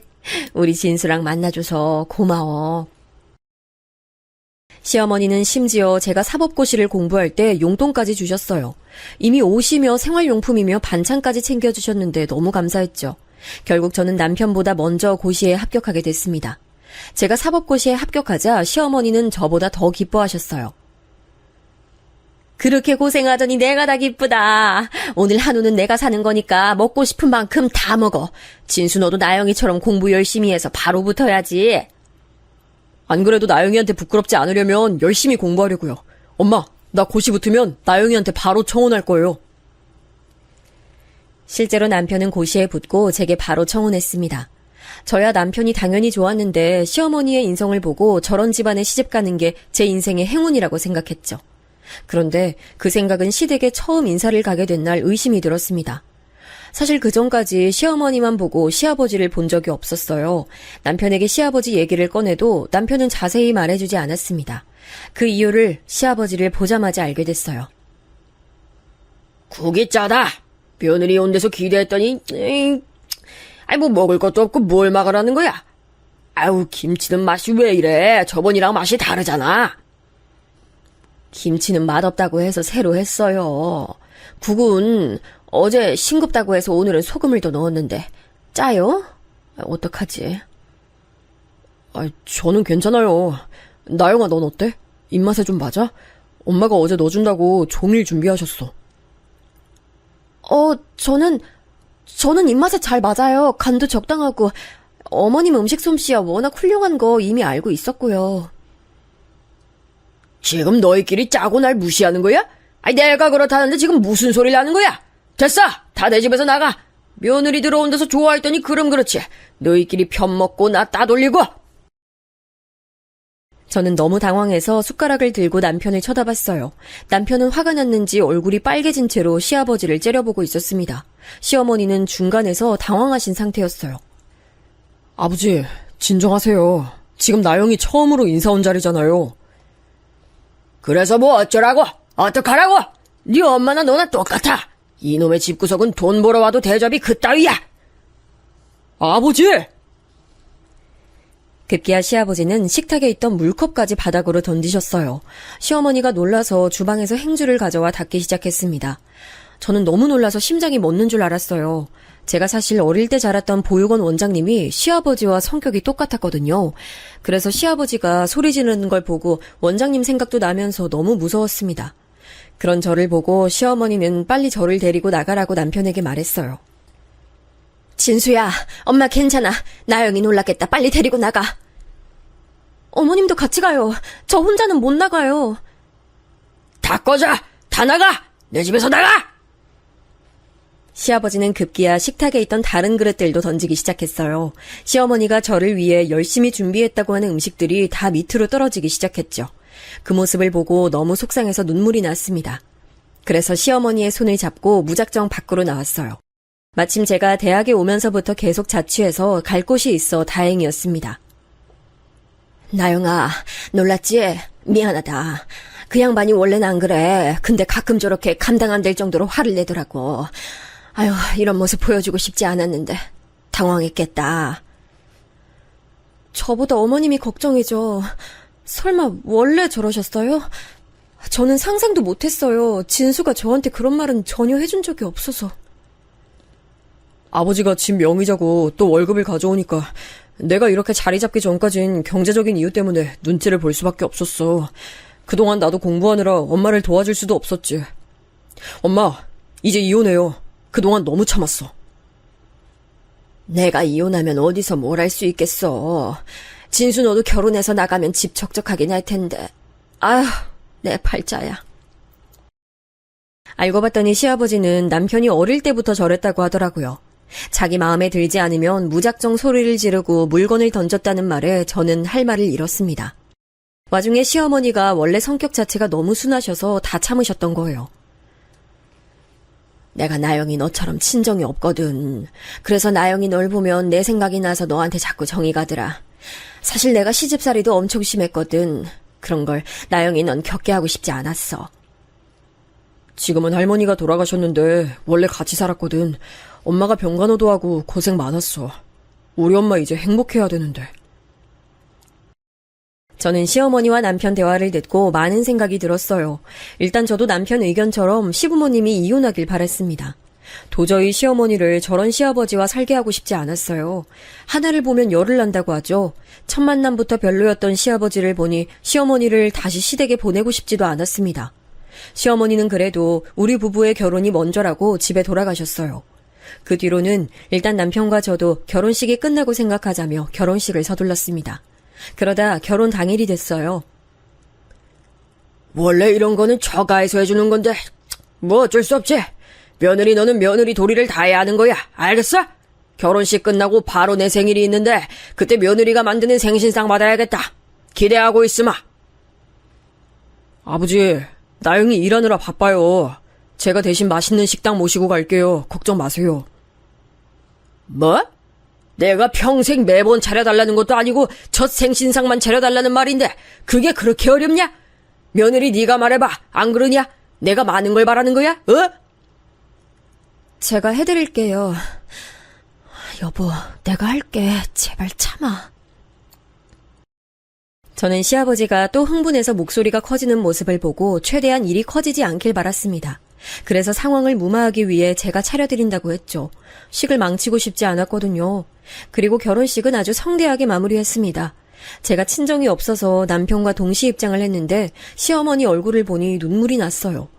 비록 시아버지가 별로여도 시어머니를 만난 것만으로도 저는 인생에 행운을 얻었다고 생각했죠.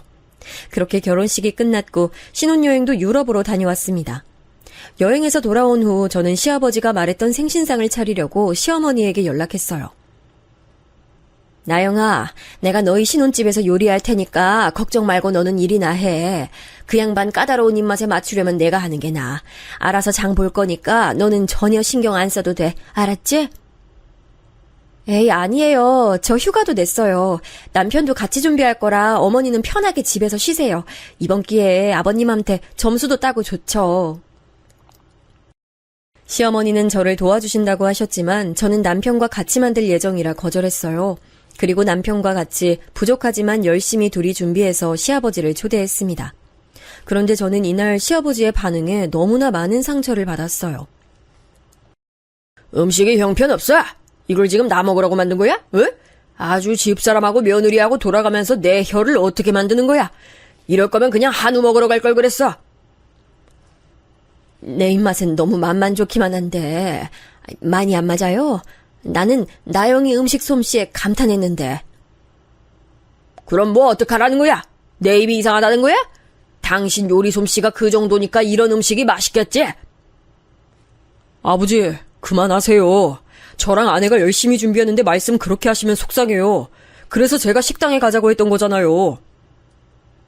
그래, 다 내 잘못이다, 내 잘못이야. 아주 가족들이 나를 이렇게 몰아가네. 내가 더 속상하다. 저는 도저히 할 말이 나오지 않았어요. 너무 화가 나기도 하고 속상해서 입을 꾹 다물었죠. 시어머니가 제 눈치를 보며 미안해하시는 것도 마음에 들지 않았습니다. 시어머니는 무슨 잘못이 있어서 이런 취급을 당하나 싶었어요. 그날 밤 시부모님이 집에 가시고 저는 남편에게 진지하게 말했습니다. 나는 아버님이 바뀔 줄 알았어. 근데 사람은 고쳐 쓰는 거 아니고 또 바뀌지 않는다는 게 이제 알겠네. 시어머니 이혼할 수 있게 우리가 도와드리자. 우리 둘 다 변호사잖아. 나도 엄마한테 이혼 얘기를 몇 번을 했는지 몰라. 그런데 본인이 힘들어하셔. 평생을 아버지만 바라보고 사셨잖아. 당장 이혼하면 본인이 불안하신 거야. 우리랑 같이 살면 안 되려나? 나 어머니 도저히 저렇게 사시는 거 두 눈 뜨고 못 보겠어. 일단 아버지가 무엇보다 이혼을 원하지 않으시니까 저렇게 욕하면서 엄마가 밖에 며칠만 나가도 난리치잖아. 의처증이 장난 아니야. 실제로 시아버지는 시어머니가 여행도 못 가게 하셨어요. 사실상 본인 밥을 어떻게 할 거냐는 의미긴 했습니다. 제가 슬쩍 시어머니와 둘이 있을 때 시어머니를 떠봤더니 시어머니도 이혼 생각이 없으시더라고요. 아유, 아니야. 난 만약 이혼해도 갈 친정도 없고 나영이 너한테 미안해서 너희랑 같이 사는 건 말도 안 되고. 아유, 아니야. 말이라도 꺼내줘서 고맙다. 너무 천사 같은 우리 시어머니를 보며 속상해서 몇 번이나 울었습니다. 그렇게 성격이 이상한 시아버지와 최대한 얼굴 보지 않으며 버티던 날들이었어요. 어느 날 몸이 이상해서 병원에 갔더니 임신했다는 소식을 들려주더라고요. 남편과 저는 아이를 꼭 가지자고 다짐해서 아주 기뻤습니다. 역시나 제 임신 소식을 듣고 시어머니는 지극정성으로 저를 대해주셨죠. 원래도 시댁에 가면 제 손에 물 한 방울 묻히게 하지 않던 어머니는 저를 마치 유리구슬처럼 대해주셨어요. 아유, 나영아, 위험해. 부엌에서 나가. 그러다 애 잘못된다. 가서 침대에 누워있어. 나머지 내가 알아서 할게. 저 임신 후기라 이 정도는 괜찮아요. 병원에서도 무리하는 운동 아니면 이 정도 일상은 아무 문제 없대요. 오히려 움직이라고 하던데요. 그런 시어머니가 너무 감사했어요. 시아버지가 저를 아무리 거슬리게 해도 어머니와 남편이 있어서 버틸 수 있었습니다. 그렇게 출산했더니 아들이었습니다. 제가 부모 없이 보육원에서 자라서 아이가 태어나면 온전한 애정을 주고 싶었거든요. 그런데 저도 엄마가 처음이라 어떻게 키워야 할지 도저히 몰랐는데 시어머니가 그런 저를 많이 도와주셨어요. 시어머니는 처음 만났을 때부터 제 구세주였답니다. 나영아, 애들이 이렇게 울면 배고프다는 거야. 분유 온도는 이건 약간 뜨겁고, 그리고 손수건으로 이렇게 아기 턱 밑에 두면 좋아. 아이고, 근데 나영이 너 몸은 괜찮니? 시어머니는 아기를 보면서 항상 제 몸을 더 챙겨주셨어요. 그런 시어머니가 너무 감사해서 저도 더 잘하려고 노력했죠. 저는 첫째를 낳고 바로 연년생으로 둘째를 가졌어요. 남편과 합의로 이루어진 일이었습니다. 한 번에 아이들을 낳고 키우자는 생각이었거든요. 둘째도 아들이었습니다. 그리고 정말 너무 감사하게도 우리 아이들은 시어머니가 도맡아서 키워주셨어요. 나영이 네가 얼마나 힘들게 공부해서 변호사가 됐니? 아이들 육아는 전혀 신경 쓰지 말고 네 일에 집중해. 나도 마침 적적했는데 다행이지. 저한테 어머니는 인생의 은인이었습니다. 아이들도 어머니가 워낙 잘해주니까 할머니를 아주 좋아했어요. 다만 시아버지는 본인의 손자들인데도 애정을 크게 주지 않으셨습니다. 아유, 정신사나워. 뭔 놈의 애들이 이렇게 시끄러? 너희들 밖에 나가서 놀다 와. 시끄러워서 머리가 울리네. 아유. 시아버지의 예민함은 날이 갈수록 심해졌어요. 속으로 시어머니가 만약 이혼한다고 하시면 제가 시어머니를 변호하려고 했죠. 근데 굳이 제가 변호를 하지 않아도 되는 사건이 일어났습니다. 바로 시아버지가 돌아가셨어요. 갑자기 가슴 쪽 통증을 호소하던 시아버지는 심근경색으로 돌아가셨습니다. 병원에 계시다 돌아가신 것이 아니라 사실 많이 놀랐어요. 사람의 죽음을 두고 이런 말을 해도 될까 싶은데요. 저는 그렇게 슬프진 않았습니다. 워낙 결혼 전부터 첫인상이 좋지 않아 그랬을까요? 물론 좋은 일은 아니었지만 엄청나게 슬프지도 않았습니다. 하지만 우리 착한 시어머니는 아버님의 죽음이 매우 슬프셨나 봐요. 비록 네 시애비가 사람이 가끔 이상하긴 했어도 그래도 돈은 꼬박꼬박 벌어왔어. 엄마, 그 돈도 나 어릴 땐 도박으로 날렸던 거 잊었어요? 그리고 뭐 아버지 돌아가시고 재산 받을 것도 없구만. 오히려 빚이나 남기고 갔지. 내가 그 빚 갚을 거니까 너희는 전혀 걱정 안 해도 돼. 알겠지? 나영아, 신경 쓰지 마. 어머니, 우리랑 같이 살아요. 빚이야 저랑 남편이 일해서 갚으면 그만이에요. 매번 애들 봐주시는데 저희가 모실게요. 아니야. 난 너희한테 피해주고 싶지 않아. 괜찮아. 시어머니에게 같이 살자 제안해도 늘 거절하셨어요.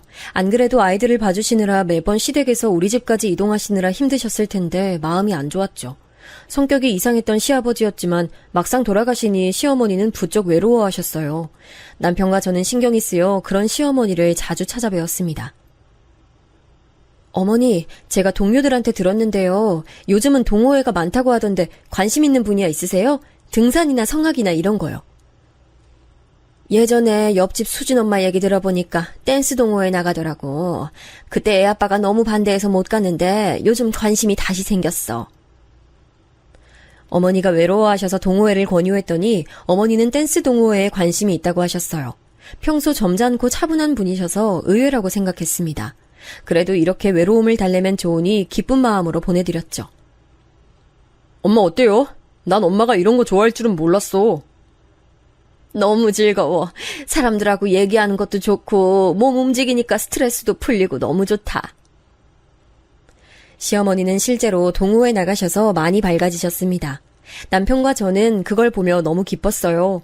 아이들이 커가면서 시어머니의 손길이 점점 필요 없어졌거든요. 그래서 오히려 어머니가 더 외로워하셨는데 다행이었죠.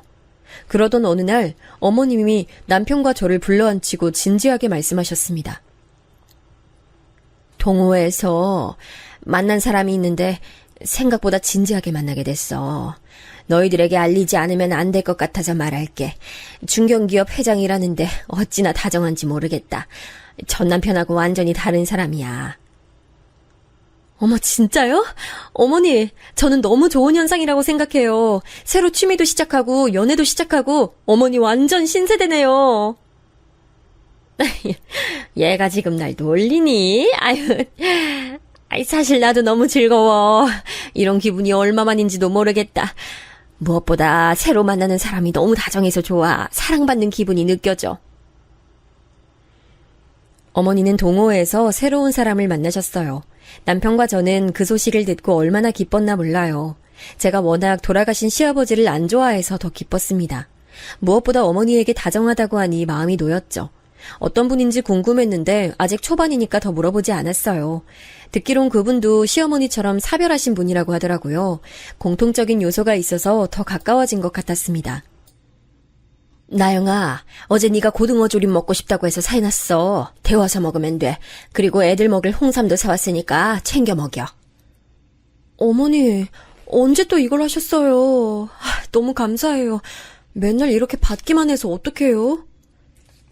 네가 언제 받기만 했어. 이번 휴가도 나 데리고 부산 간다고 했다며. 나야말로 이렇게 잘 챙겨줘서 고마워.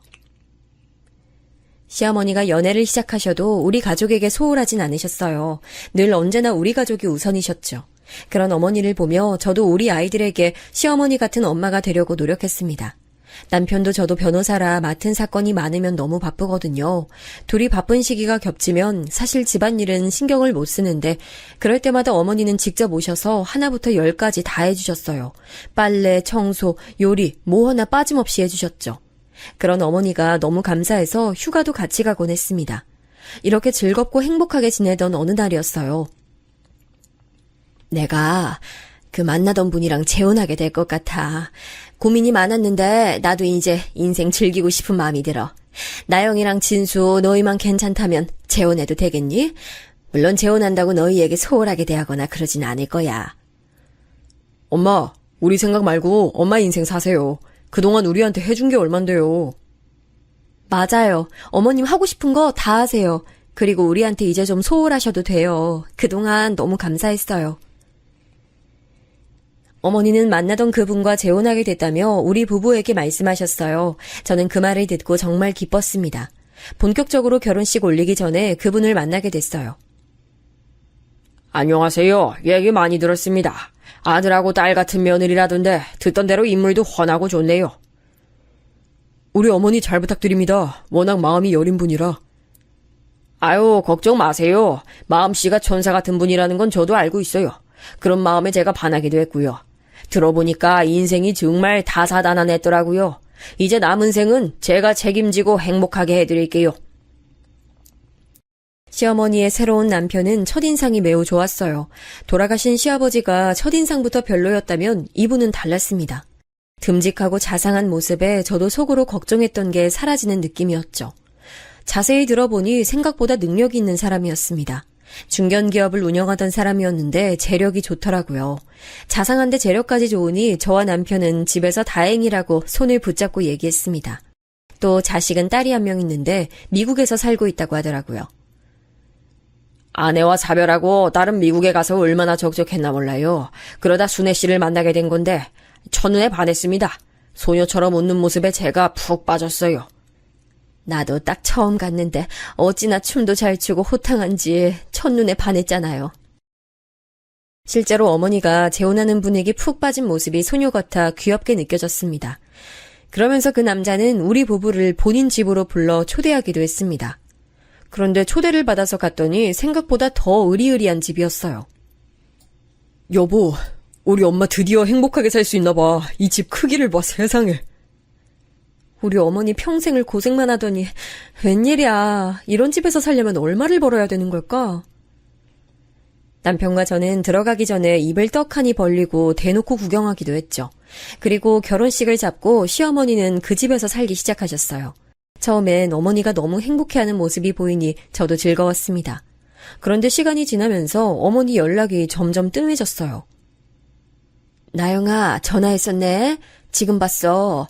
내가 환경이 바뀌니까 적응하기 힘들어서 정신이 없나 봐. 별일 없지? 어머니, 걱정했어요. 저랑 남편이랑 애들은 너무 잘 지내고 있어요. 어머니는 어떠세요? 이번 명절에 찾아뵈려고 하는데 언제쯤 방문하면 좋을까요? 명절. 명절에, 아니, 나영아, 내가 조금만 이따 다시 전화할게. 지금 달력 보고 일정 조절해야 할 것 같아서. 알겠지? 고맙다. 네? 어머니! 시어머니는 원래 명절이 되면 우리 집으로 항상 오셨거든요. 특히 시아버지가 돌아가신 뒤에는 명절 연휴 내내 우리 부부와 함께 지내곤 하셨어요. 근데 재혼하고 그 집에 들어가자 아예 명절엔 만날 수 없었습니다. 재혼했으니 새로운 가족이 생긴 거잖아. 그러니까 우리도 이해하자. 엄마가 그렇게 하고 싶다면 그렇게 해주는 것도 효도라고 생각해. 그렇긴 하지. 그냥 나는 어머님한테 무슨 일이 일어난 건 아닐까 그게 걱정인 거야. 내가 너무 잔 걱정이 많지. 가만 보면 내가 우리 엄마 아들인 게 아니고 당신이 우리 엄마 딸 같아. 너무 사서 걱정하지 말자. 알겠지? 그래도 전화도 하고 연락은 잘 되니까 시간 나면 보러 가자. 그래도 이때까지는 제가 연락하면 시어머니 목소리는 들을 수가 있었습니다. 근데 어머니는 제가 만나자고 하면 자꾸 둘러대셨어요. 이러다 어머님 얼굴 까먹을 것 같아요. 애들도 할머니 보고 싶다고 하던데 우리가 찾아갈까요? 어머니 외출하기 곤란하시면 저희가 갈게요. 저는 아무 상관없어요. 뭐? 아니야, 괜찮아. 왜 오려고 해? 아니야. 나영아, 잠시만 조금 뒤에 전화할게. 어머니는 급기야 나중에 만나자는 말이 나오면 티가 나게 둘러대셨어요. 원래 아이들을 자주 봐주셔서 일주일에 많으면 5일을 보다 재혼하고 한 달에 한 번, 그것도 늘어나서 급기야 분기별로 봤죠. 또 시간이 지나면서 반년에 한 번도 보기 힘들어지자 저는 걱정이 됐습니다. 그냥 좋게 생각하자. 아예 연락이 끊긴 것도 아니잖아. 우리가 그렇게 바라던 엄마가 당신 인생 즐기는 거라고 생각하면 돼. 남편 말에 저도 시어머니의 인생을 존중하려고 했습니다. 그런데 가끔 보는 시어머니의 표정이 어딘가 모르게 점점 어두워지는 기분이었어요.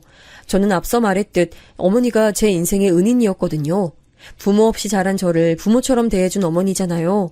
연애 때부터 자주 챙겨주셨고 또 둘이 여자라서 통하는 말이 많았어요.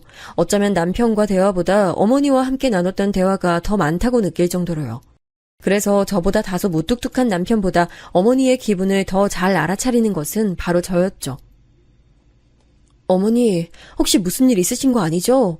행복한 결혼 생활 하고 계신 거 맞죠? 그럼 당연하지. 나 요즘 너무 행복해. 그러니까 나영이 너도 너무 신경 쓰지 마. 알겠지? 어머니에게 혹시나 해서 물어봐도 어머니는 웃으며 괜찮다고 하셨어요. 또 재혼한 분의 얼굴을 볼 때도 똑같이 자상하게 어머니를 대하는 모습에 남편은 마음을 놓더라고요. 하지만 여자의 촉이라고 하죠. 어느 순간부터 쎄한 기분이 들었습니다. 예를 들어 같이 식당에 갔던 날이었어요. 한식당이었는데 새로운 시아버지가 살짝 언성을 높이자 어머니가 표정을 굳히셨어요. 그 모습을 보는데 예전 시아버지가 생각나더라고요. 또 새로운 아버지가 술을 매우 좋아하셨는데 술이 들어가자 언행이 거칠어지셨습니다. 돌아가신 시아버지가 행패를 부릴 때마다 어머니가 짓던 표정이 있는데 그 표정이 순간적으로 보이더라고요. 그래? 난 잘 모르겠어. 내가 예민하게 보지 않아서 그런가? 난 그냥 엄마가 계속 웃고 계셨던 것 같은데. 물론 계속 웃고 계시긴 했지. 근데 그냥 찰나의 순간이라는 게 있잖아. 뭔가 불안해. 하지만 남편에게 말해도 잘 모르겠다 하더라고요. 저도 넘기려면 충분히 넘길 수 있었는데 이상하게 그날따라 어머니에게 묻고 싶었습니다. 그래서 몰래 화장실 가는 척하고 시어머니를 불러냈어요. 어머니, 진짜 괜찮으니까 저한테만 말씀하세요. 무슨 일 있는 거 아니죠? 그게 사실은 나영아. 여기서 뭐 하세요? 우리 식사 다 마쳤으면 이만 집에 갈까요? 시간도 늦었는데. 어머니와 복도에서 대화를 나누려고 했는데 순간 재혼한 분이 나타났어요. 분명히 주위에 아무도 없는 걸 보고 나온 거였는데 얼마나 놀랐나 몰라요.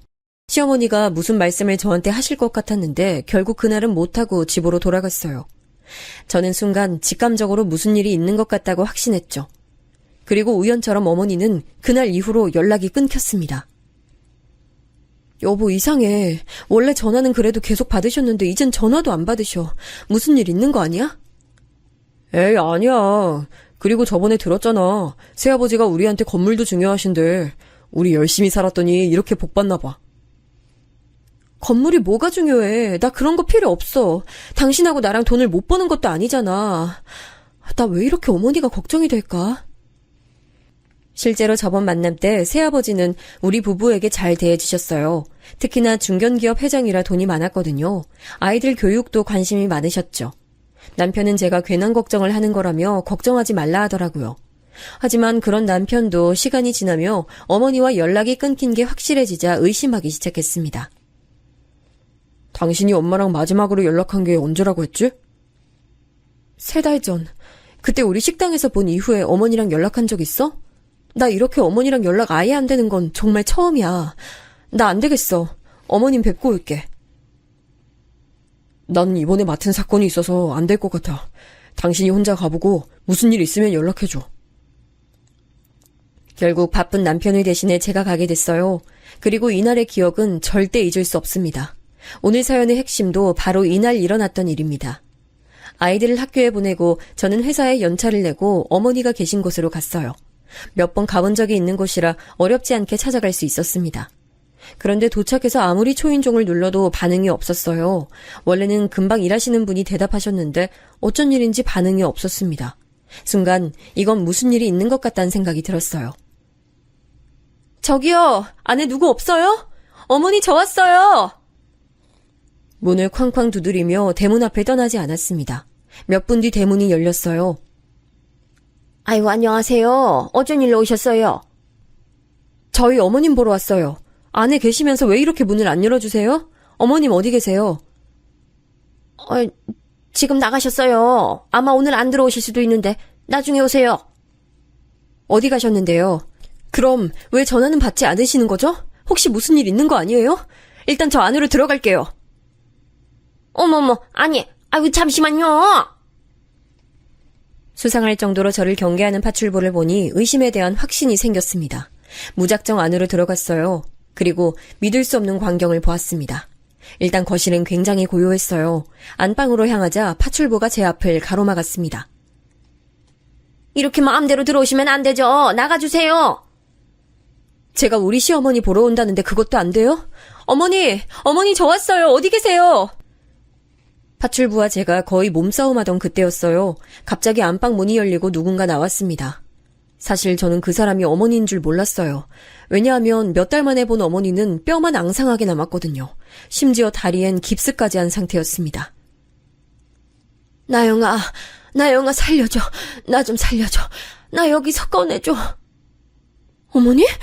어머니 맞아요? 이게 무슨 일이야, 세상에. 저를 말리는 파출보를 떼어놓고 어머니에게 달려갔습니다.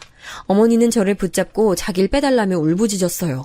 파출부가 급하게 누군가에게 전화하는 모습이 보였습니다. 뭐? 내가 아무도 노리지 말라고 했잖아. 그럼 지금 며느리가 안에 있다는 거야? 그래, 나 안에 있다. 우리 어머니한테 무슨 짓을 한 거야? 당신 책임져! 나 이거 절대 그냥 안 넘어가, 이 사람아! 시어머니를 데리고 나온 후 남편에게 바로 전화해서 상황을 알렸어요. 남편도 하던 일을 멈추고 당장 그 저택으로 달려왔습니다. 어머니, 이게 무슨 일이에요? 그동안 어떤 일이 있었던 거예요? 저는 어머님이 행복한 결혼 생활하고 있는 줄 알았단 말이에요. 저 너무 속상해요. 내가 미안하다. 나도 몰랐는데 이 사람이 술을 마시면 이상 행동을 하던 사람이야. 예전 남편처럼 물건 던지고 과격한 행동을 하더라고. 그러면 저희한테 말씀하셨어야죠. 저랑 남편은 그것도 모르고. 그래서 그때 말하려고 했는데 이 사람 눈치도 보이고 또 너희한테 금전적으로 도움을 주는 걸 아니까 나만 참으면 된다 했지. 그때 식당에서 돌아오고 감시가 심해졌어. 그래서 나영이 너한테 연락도 못했던 거야. 내가 미안해. 어머니 말은 충격적이었어요. 알고 봤더니 시어머니의 재혼남은 예전 아버지처럼 행동이 과격하고 문제가 많은 사람이었습니다. 도착한 남편에게 상황을 설명했더니 남편은 오열했어요. 난 엄마가 그런 상황에 처한 줄도 모르고 나영이가 계속 엄마 걱정할 때도 아니라고 했는데 너무 죄송해요. 나 진짜 저 사람 절대 용서 못해요. 내 모든 걸 걸고 망하게 할 거야. 남편은 제가 그동안 시어머니 걱정할 때 아니라고 했던 본인을 원망하며 자책했어요. 그리고 그 뒤로 어떻게 됐냐고요? 실제로 남편과 저는 둘이 힘을 합쳐 시어머니를 이혼시켰죠. 그래, 이혼할게. 이혼할 테니까 제발 기업은 그대로 놔줘. 내가 무릎 꿇고 빌게. 제발. 원하는 게 뭐야? 돈이야? 원하는 만큼 줄게. 제발 기업은 지키게 해줘. 내가 잘못했어. 죽은 듯이 살게. 제발. 이미 늦었어요. 당신은 상대를 골라도 잘못 골랐어. 우리 어머니가 당신한테 이런 취급받을 사람으로 보여요? 남편과 저는 이혼해서 멈추지 않았어요. 이혼은 당연했고 재혼남의 기업 비리를 조사했습니다. 우리가 변호사라 얼마나 다행인지 몰라. 내가 아까 자료 받은 거 보니까 할 수 있는 비리는 다 저질렀더라. 횡령 이거는 아예 빠져나가질 못하겠는데. 내가 이건 볼 테니까 자기는 다른 쪽 봐줘. 아예 싹을 잘라내야지. 알겠어, 여보. 항상 고마워. 우리 어머님 돕는 일이라면 당연히 해야지. 당연한 건데 뭘. 시어머니의 정신적인 충격을 벗어나게 하려면 당연한 선택이었습니다. 결국 재혼남은 이혼과 더불어 기업도 망했어요. 억울합니다, 억울해요. 이렇게 깜빵에 들어갈 수는 없어. 할 수 있는 모든 죄를 다 씌우니 그 사람은 결국 교도소에 들어갔습니다. 어머니, 걱정 마세요. 그 사람 지금 교도소 들어갔어요. 그리고 이제는 우리랑 같이 살아요. 제가 오히려 걱정돼서 안 되겠어요. 나도 이제 불안해서 엄마랑 같이 살래요. 애들도 할머니라면 얼마나 좋아하는지 알죠? 이제 제발 남은 인생이라도 행복하게 살아요. 우리가 잘할게요. 내가 너희를 볼 낯이 없다. 항상 받기만 해서 미안해. 너희한테 패 끼치기가 죽기보다 싫었는데. 어머니는 처음 본 순간부터 저한테 늘 선물이셨어요. 절대 해가 되는 존재 아니에요. 그렇게 생각하시면 제가 너무 속상해요. 이혼 뒤로 시어머니는 우리 부부와 함께 살게 됐고 지금도 어머니를 모시고 있어요. 어머니는 당신만 참으면 될 일이라고 생각했다고 하더라고요. 그 마음이 전 시아버지와 새로운 재혼남의 과격한 행동을 참게 했다고 생각하니 마음이 너무 아팠습니다. 남편과 상의해서 그 뒤로 시어머니의 마음 치유를 위해 상담도 잡아드렸어요. 그리고 시간이 지나며 어머니는 점점 안정을 되찾고 있습니다. 할머니가 집에 있으니까 너무 좋아. 나는 할머니가 해주는 갈비찜이 세상에서 제일 맛있어. 아이들도 어머니가 어릴 때부터 봐줘서 애착 형성이 제대로 되어 있거든요. 그래서 모든 과정이 끝난 지금은 아주 행복한 나날을 보내고 있습니다. 내가 남편복 하나는 없어도 자식복은 이렇게 많네. 난 나영이 네가 내 자식이라고 생각해. 당연하죠. 저도 어머니가 친엄마라고 생각하며 살잖아요. 우리 이제 앞으로 행복한 일만 있을 거예요. 시어머니를 모시고 사는 지금이 제 인생에서 가장 행복한 날이라고 느껴요. 여기까지가 제가 준비한 사연입니다. 지금은 아무 걱정 없이 살고 있고 너무 행복해요. 아마 앞으로도 행복한 인생을 살 것 같습니다. 그동안 어머니에게 받은 은혜를 갚으며 살아가려고 해요.